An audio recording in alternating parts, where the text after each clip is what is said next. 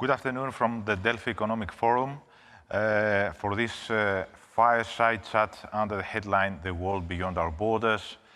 We have with us the President of the Council of Foreign Relations in the United States, one of the most exclusive think tanks in the United States, Mr. Richard Haass. Mr. Haass, welcome to Delphi Economic Forum. Thank you. It's good to be with you all. Thank you so much. Allow me to start firing some questions to you, having read also your recent book. I'm sure that you must be hearing this question pretty often lately, but I wonder, how do you believe that the pandemic will or is already transforming world geopolitics? Is it speeding up existing trends? Is it introducing others? And are we witnessing maybe the decline of globalization, as some people say? No, it's an important question. It's a good question. I don't think it's as bad as this has been economically, as bad as this has been in terms of the loss of human life. And just to say, it's probably been much worse than the official statistics. I think there's a pattern around the world of undercounting the actual victims of the pandemic. I do not think this is a geopolitical turning point. In most countries, there will be an improvement in the public health situation, largely because of the availability of vaccines, also because of the discipline in certain countries with social distancing, with the wearing of masks. At some point, we may also have the emergence of effective, affordable drugs. So even if you come down with COVID-19, it can be treated. And gradually, economies will recover. In my country, for example, the economic recovery is well underway. It's well underway in China and parts of Asia. I think the big impact will be on individual countries and individual leaders, in particular where they perform badly. We see that in India, we see that in Brazil, we saw that in the United States under Donald Trump. So in many cases, these so-called populist leaders did not perform well, and they have paid or will pay a political price. But if you're asking me, say, in 1 or 2 or 3 years, I think the world of, say, 2024 or 2025 will in many ways look fairly familiar to the world before the pandemic in a geopolitical sense. Mm-hmm. So some analysts believe that the United States and China are heading towards a new Cold War. We see many articles, op-eds, books about this. Others insist this will not happen due to the deep interdependence between the two states. What do you think? Could we have maybe a structured or regulated competition or a rivalry between these two countries? Again, it's one of the big questions of this era. My own view is nothing is inevitable. From my own experience working in the US government, what individual leaders do and don't do and how they do it can have tremendous impact. I also do not like the Cold War terminology, in large part because during the Cold War, during those 4 decades, the Soviet Union essentially created an alternative closed economic system for itself and for the countries of Eastern Europe and for some of its partners around the world. China has done just the opposite. China, years ago under Deng Xiaoping, made the strategic decision not to set up a separate economic system, but just the opposite, to integrate itself with the global economic system, to join the World Trade Organization, to welcome investment, to trade with many countries around the world. So it's very hard to talk about a Cold War with a country that is so involved economically the United States and with many of our partners. For example, take a country like South Korea, the Republic of Korea. It's a major ally of the United States, but its biggest economic partner is China.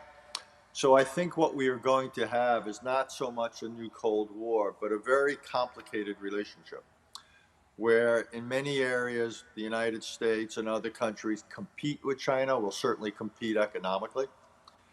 We will obviously differ in the organization of our political systems, in the organization of our economic systems. We obviously have big differences over such issues, not just human rights and politics, but say the South China Sea, about Taiwan, other geopolitical questions. And there, the challenge will be, can we limit our differences so they don't lead to conflict? And the other question is, for all of our differences, can we still create or maintain certain areas of limited cooperation? For example, I think it would be in the interest of the United States and China to cooperate about the future of Afghanistan. China borders on Afghanistan. It would be in the interest of the United States and China to cooperate about North Korea, given the threat it poses to the region. So to me, the real question is, can we have a relationship that at one and the same time is competitive, is adversarial, and is cooperative? And the answer is possibly, but I end where I began. It'll place a tremendous premium on the quality of the foreign policy and diplomacy and statecraft of American and Chinese leaders. And let me just say one thing, and I apologize for speaking so long. The stakes here are enormous. It's a very different 21st century. If the United States and China have a relationship that is the one I just described, with elements of cooperation where they avoid confrontation and where the competition is limited, as opposed to a relationship that becomes hostile. It's a very different 21st century. You're actually allow me to go to my next question, which is, you recently wrote a very extensive article with Cliff Capson on Foreign Affairs, talking about the need for a concert of powers. Could you elaborate to us what does this mean, and are there any elements which bring us the 21st century closer to the 19th century, when we again had the concert of powers? The parallel was, in one way, to what existed 2 centuries ago. After the end of the wars with Napoleon, the major powers of the day decided to try to work together in a limited way to prevent the reemergence of conflict. And they created what was called the Concert of Europe. And what this was a continuing diplomatic arrangement. It didn't last forever. It wasn't perfect. It obviously broke down in the Balkans. It could not accommodate the rise of a powerful Germany. But we thought it was an interesting parallel to our own time. And here's the thinking behind it: that we have, as you know, all sorts of institutions, to the United Nations, the UN Security Council. We have the G7, the G8, the G20. We have any number of other arrangements, but for different reasons, all these arrangements are inadequate. They are not adequate for managing the rivalry between, say, the United States and China, or the United States and Russia. They are not adequate for dealing with global challenges, for climate change, or the proliferation of weapons of mass destruction, or for regulating conduct in cyber space. So our idea was to create a ongoing concert, an ongoing diplomatic mechanism that would bring together the major powers of the day, the United States, China, Russia, Europe, Japan, and India, to have regular conversations about regional and global challenges, to try to prevent or head off crises or to try to limit those that emerged. And obviously, these countries are very different in terms of ideology, very different in terms of economic and political systems, and the rest. So this is not a formula for bringing world peace, but this is potentially a formula for limiting the challenges to global stability. And other countries could be included if on those at those moments where their involvement would be relevant and constructive. So we put this out there as simply a suggestion for a reform of global machinery to either replace or supplement the existing machinery in the world, which I would say is so obviously inadequate. I wonder, in this complicated world you are describing, where does Europe fit? It seems like the golden era of the United Europe is gone. Europe is trying to face the pandemic. There are domestic challenges like stagnant economy, and also external challenges like migration. And at the same time, a very challenging neighborhood with revisionist powers and authoritarian powers like Russia to the north and Turkey to the east and the south. How do you view Europe's role in this world that we are having in front of us? Well, everything you say is exactly right. You've summarized it very well. I would also add to that, to your list of challenges facing Europe, the demographic challenges. Not just migration, but the aging of many of the societies, and Europe has not performed well during the pandemic.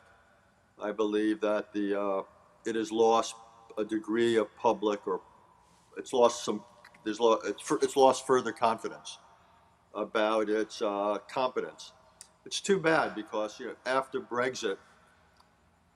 And at the beginning of the COVID crisis, I thought Europe was performing better. If one looked at the central bank, and one looked at the Commission, it looked as though the European leaders were meeting the challenge economically by introducing a lot of stimulus, monetary stimulus to help the economy. But obviously, Europe is disappointed when it comes to things like public health and vaccines.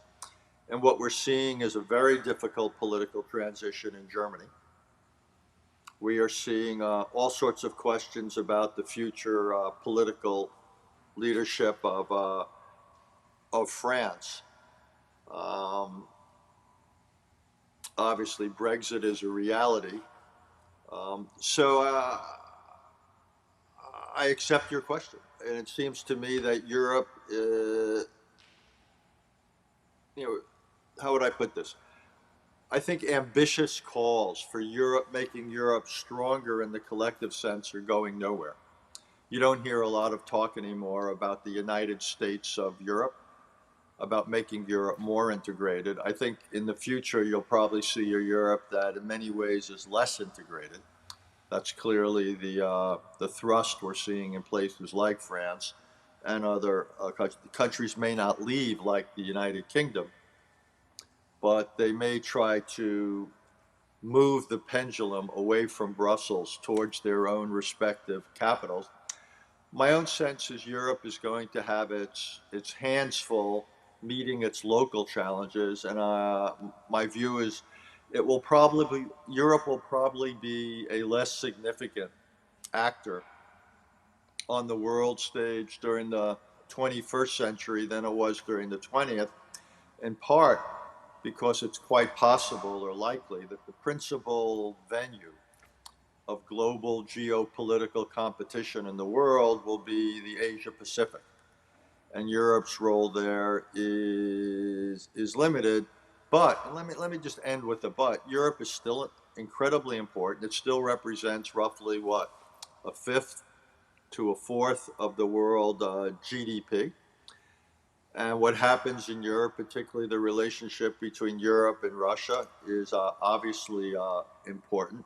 Though I think there are big questions about Russia, particularly after Mr. Putin Europe still has influence over the greater Middle East. So I believe it is wrong to dismiss Europe, to say it no longer matters. I think one can go too far, but I do think that Europe's ability to be an actor on the global stage will be diminished because again, it will largely be preoccupied with itself, and it has not created the capacities, you know this better than I do, to act as a single entity geopolitically in the world.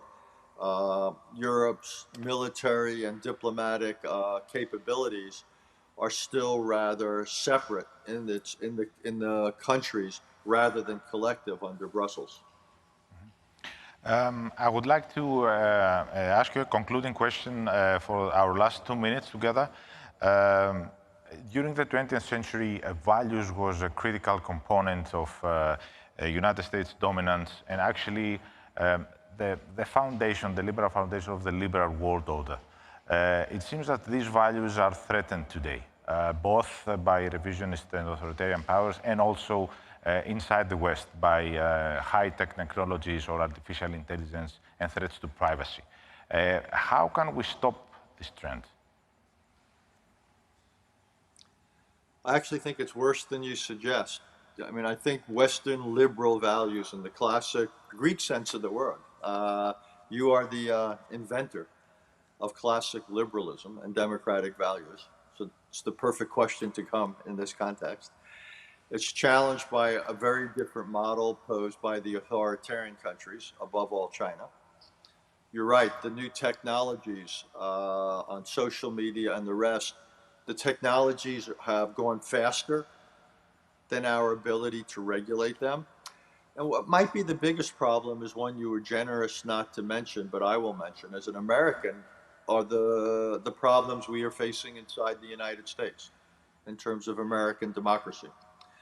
And there are questions, I'm sad to say, in this or any setting, about the future ability of Americans to work together. We saw it terribly on January 6th, but even short of days like that, the willingness and ability of our political parties to work together, the ability of our political system to operate in a way that is widely accepted as fair and legitimate by most Americans has come under question. So that means the United States is no longer in a position for now to set an example of a successful liberal democracy. And I think there's questions about our ability to focus on the world to promote liberalism and democracy if we're having difficulty living up to those principles here at home. So I worry, you know, over the last 15 years, the expression is there's been backsliding. There has been, to use an economic term, something of a recession in democracy around the world. And the United States is to some degree a reflection of that. So I think there are real questions for exactly the reasons you raised, the authoritarian challenge, the technology challenge, but also the question, can the United States rediscover and recover its own footing, its own relationship with its own democracy? And that might be the biggest question of all. And what's sad to me is that it's a question. But I think being realistic, we have to face it. And we will, I hope that Americans can meet the test and the challenge of making their own democracy robust in the 21st century. Mr. Haass, thank you so much for this thoughtful discussion. I'm sure that after you receive your invitation, we will see you in April 2022, between 6 and 9 April 2022, with physical presence in Delphi Forum, and we can continue this discussion. Thank you so much. Efkaristo, and I hope everyone there stays well. Thank you, sir.